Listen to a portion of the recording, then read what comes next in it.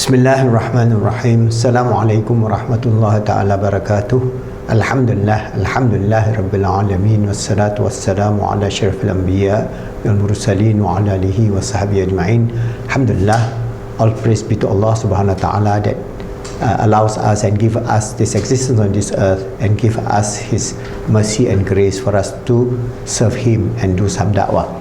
Alright, we have our life coach training program, especially under positive Islamic psychology, where we train you in motivation, coaching, mentoring and counseling, and it's easy for you to get your certified. We want to train 12,000 certified life coach over the next 10 years, inshallah. And the whole idea is for you to serve the ummah, serve the community, serve humanity. And we do a lot of research in terms of positive Islamic psychology. And the area of research that there are 7 areas of research, but we are emphasizing on the area of research of climate change and how positive Islamic psychology can be used to mitigate the challenges and the upheaval that we're going to face. Especially, we have our Islamic Climate Action Network. You go to our YouTube, Islamic Climate Action Network, alright, subscribe, and then you get a lot of videos explaining the whole phenomena and the whole challenges that we face in terms of climate change and the disaster that is impending within the next 50 to 100 years. But the next 10 years is crucial because according to IPCC, International Intergovernmental Panel for Climate Change, we have only about 10 years left for us to shift this whole global civilization from a fossil fuel based, carbon intensive to a carbon neutral civilization. And we have to do that gently and positively. That's why we use. People will ask, why are you talking about climate change? We are talking about psychology.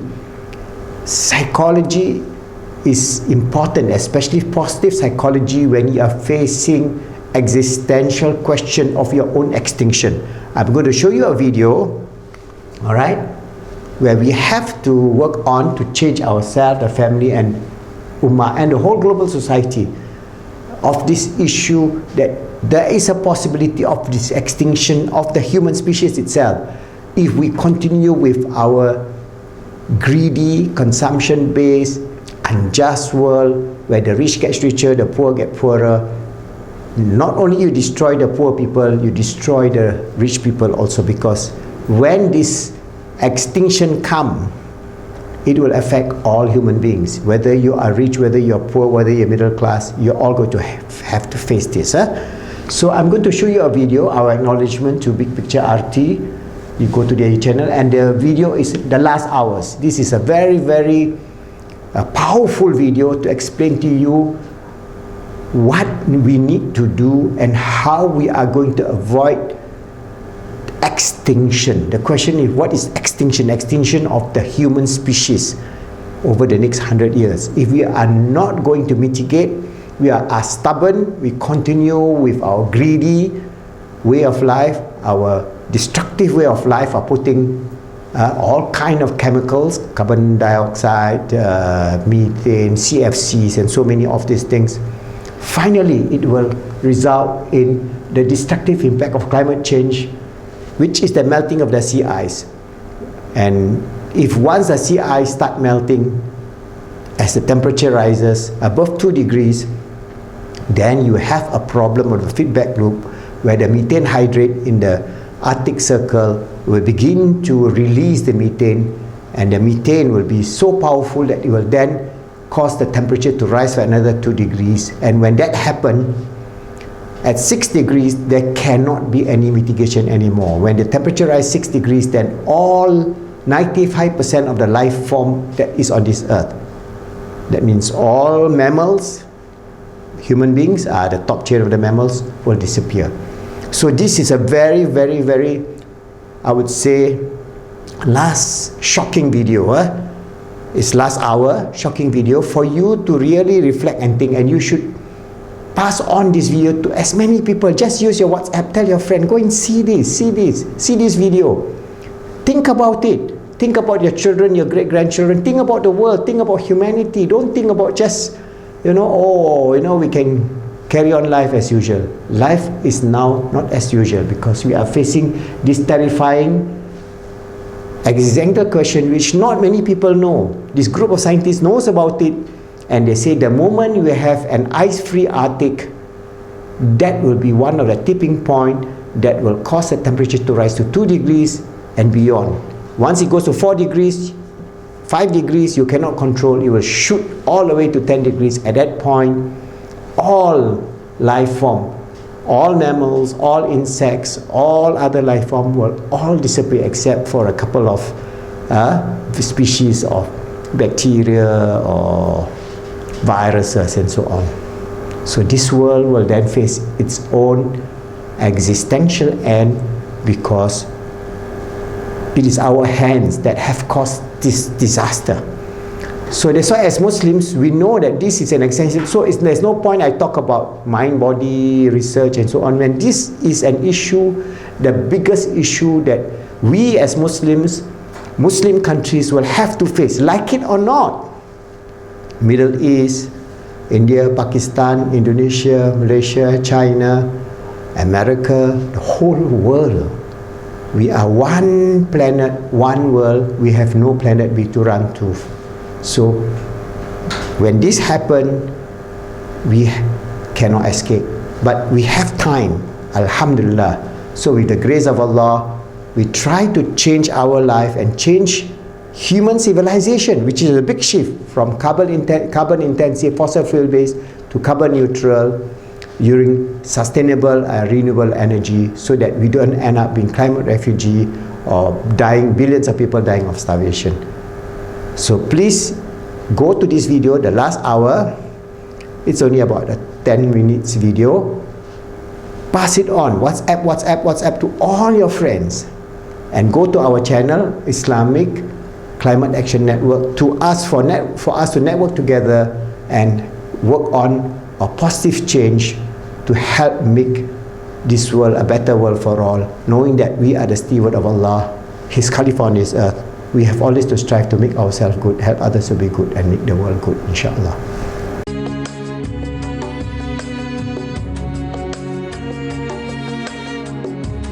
Until now, most of the discussion about global warming has been about its destructive impact on the climate, about melting sea ice, about the potential for massive crop failure, and about the millions of refugees who will have to flee from rising sea levels. And while these things are terrifying in their own right, no one, except for a small group of people in the scientific community, has been recently talking much about the E word, extinction. Well, it's time we started talking about extinction. Because if we continue on the path we're on, if we continue pumping fossil fuels into the atmosphere, it won't just mean the end of the Arctic sea ice or the end of miles of shoreland. It could mean the end of most large, complex life forms on Earth. And that would include us. The possibility that global warming could lead to a mass extinction like our planet has seen 5 times in the deep geologic past is the subject of our new documentary, Last Hours, which we're proud to present in its entirety tonight, right here on The Big Picture.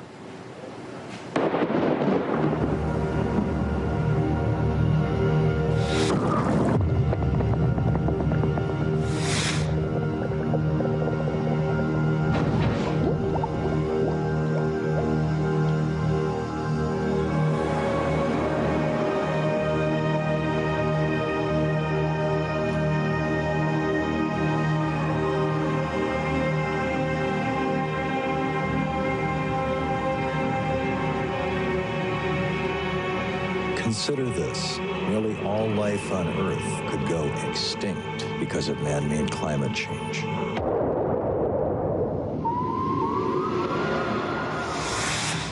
It's hard to imagine Earth without life. We take life for granted, but life has not always flourished here. The Earth has experienced dramatic loss of life, or what we call mass extinctions, 5 times over the course of geologic history. Each one of these events has resulted in the loss of more than half of all life on Earth. And the largest and most devastating of all was the Permian mass extinction. Almost all life on Earth disappeared. Permian mass extinction is, in essence, just the greatest crisis that life on Earth has ever suffered. By the end of the Permian mass extinction, 95% of all life on the planet was dead. And why is this important today? Because today, A sixth extinction is underway, one that will test the survival of not just human civilization, but possibly of the human species itself. And it bears a horrifying resemblance to several previous global warming-driven events, like the Permian mass extinction. I think it is certainly extremely significant that a lot of the main crises of the past are associated with global warming, and so with obvious implications for the present day. When we think of extinctions, we think of the dinosaur-killing KT mass extinction, which was triggered by a sudden catastrophic collision with a meteorite. But the most deadly force behind all extinctions isn't from outer space. It's from underground, underwater, and under the ice, where trillions of tons of carbon lies in wait in the form of frozen methane. If this methane melts and is released into the atmosphere, it will produce a sudden and massive global warming. During the Permian mass extinction, greenhouse gases were released by volcanic eruptions in an area that is today called the Siberian Traps. These, along with the heat from the lava flow itself, warmed the atmosphere of the Earth by at least 6 degrees Celsius. That much global warming took a huge toll on land, animals, and plants, but far worse, it warmed the oceans enough that methane, frozen deep under the sea, melted and was released into the atmosphere. That enormous release of methane, a powerful greenhouse gas, pretty much doubled the level of global warming and killed off over 95% of all life, both on Earth and in the seas. It's a kind of a scary thought, but maybe one of the best geological analogs for the kinds of rapid changes in climate and CO2 in the atmosphere that we're going to witness now and for the next few centuries, potentially, is this end Permian time when, as you know, that culminated in one of the largest mass extinctions that we know of. And of course, looking at these ancient events shows us times of global warming. And the atmosphere doesn't care whether the carbon dioxide comes from human activity or from a volcano. It has the same end effects. The numbers are very similar from some of the giant lava flows in Siberia. The amount of carbon dioxide they release is very similar to the sort of fossil fuel burning carbon dioxide release that we're doing sort of decade after decade today. Today, carbon dioxide in the atmosphere is above 400 parts per million, a level not seen any time in the history of human life on Earth. We are increasing CO2 levels in the atmosphere at rates far greater than any of the most rapid events that happened in the deep geological past. There is no precedent for what we are doing to the atmosphere. It is an uncontrolled experiment. As you warm the environment, that causes the release of more carbon, which is either methane or carbon dioxide, into the atmosphere. That in turn increases the rate of warming, which releases even more carbon. And you can see how this begins to cause a so-called positive feedback, or just an ever-increasing amount of heating. At the end of 2012, the World Bank issued a report warning governments around the world that a 5-degree temperature increase is likely unless drastic action is taken to curb carbon emissions.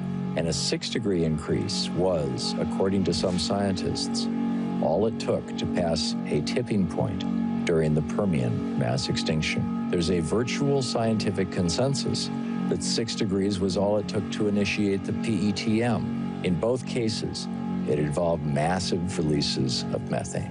We know that in the bottom of the seafloor, large parts of the ocean margins have methane in a solid phase.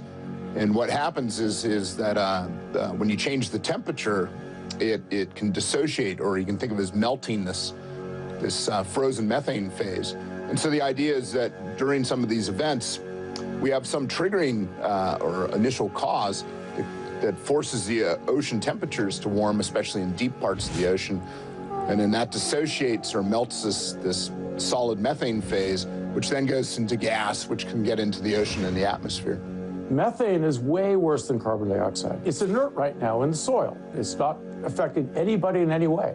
When you warm it and it becomes a gas, then it starts acting immediately as a greenhouse gas. So this is an immediate and very short-term threat to planetary civilization. The risk is a so-called runaway greenhouse, which is the self-correcting mechanism cease to kick in, and you heat by a little bit, and you release methane. That then causes excess heating, and you release more methane, and so it goes on. That's probably the biggest issue that we face.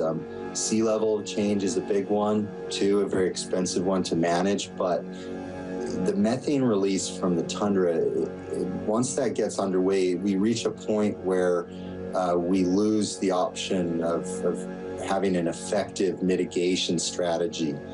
We can always abandon coastlines, but if we activate enough of the carbon reservoir in the terrestrial biosphere, that becomes unmanageable. So that's unfortunately kind of a doomsday scenario that our trajectory is pointed to. Most disconcerting, the Arctic ice sheet that keeps the carbon stable is melting rapidly.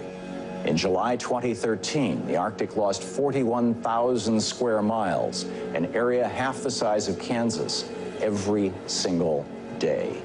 And scientists have witnessed kilometer-wide columns of methane gas bubbling up from the ocean floor, suggesting the tipping point to runaway climate change is dangerously close. While it appears we've already passed the tipping point for an ice-free Arctic in the summer, other tipping points could be centuries, generations, or just years down the road. The big danger about tipping points is that you can only recognize them when it's too late to do anything about it. So why should we risk these catastrophic events? In the case of climate change, our planet's life support system is at stake. So it is our obligation to take every precaution to stop it. We must begin to reduce carbon emissions dramatically. Yet, at this moment, we're facing a crisis of world leadership. Powerful fossil fuel corporations are fighting to monetize the trillions of tons of carbon they own that's still underground. The world community, global citizens, governments, leaders, NGOs, and corporations must come together, step forward, and take decisive action. Let's continue the research, but let's not wait until we pass more tipping points. This is the most urgent of times and a most urgent message. Please forward this to as many people as you can. A number of people have endorsed this film, including former Vice President Al Gore, who said that carbon pollution from burning fossil fuels is changing our climate and transforming our world. From more destructive and more frequent climate-related extreme weather events and rising sea levels to climate refugees, crop failure, and water scarcity, the consequences are profound.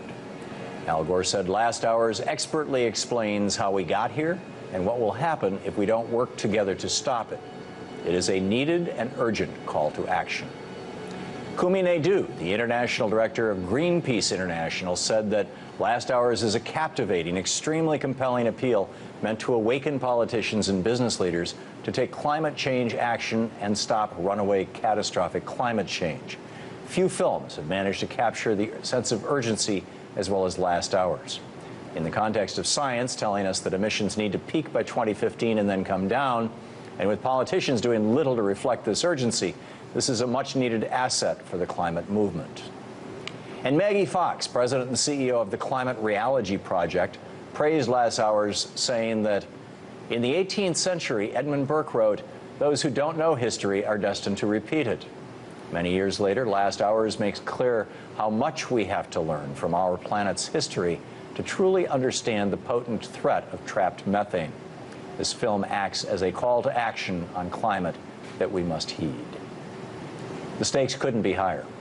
Share lasthours.org with everyone you can. Tag, you really are it.